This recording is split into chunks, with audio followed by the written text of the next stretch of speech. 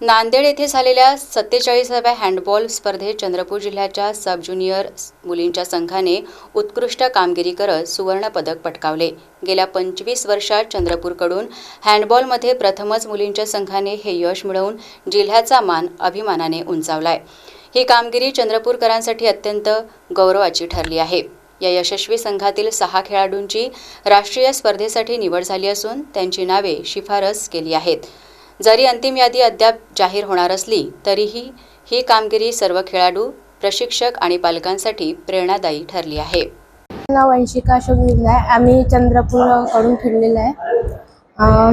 आम्ही नांदेडला गेलो होतो खेळायला स्टेट लेवल। तिथे आमचा फर्स्ट प्लेस आला आणि लास्ट मॅच आमची अमरावती सोबत होती आणि तिथे 12-6 असं स्कोर होता आमचा। तिथे जाऊन म्हणजे थोडं समजलं की कसं डिफेन्स वगैरे करायचं, कसं ऑफेन्स करायचं।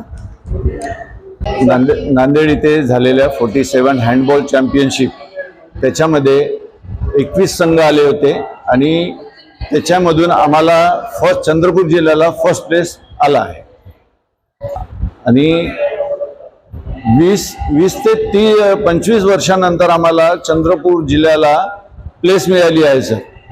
आणि याच्यानंतर आमच्या कमीत कमी 4 ते 5 मुली या नॅशनलला खेळायला जाणार आहे।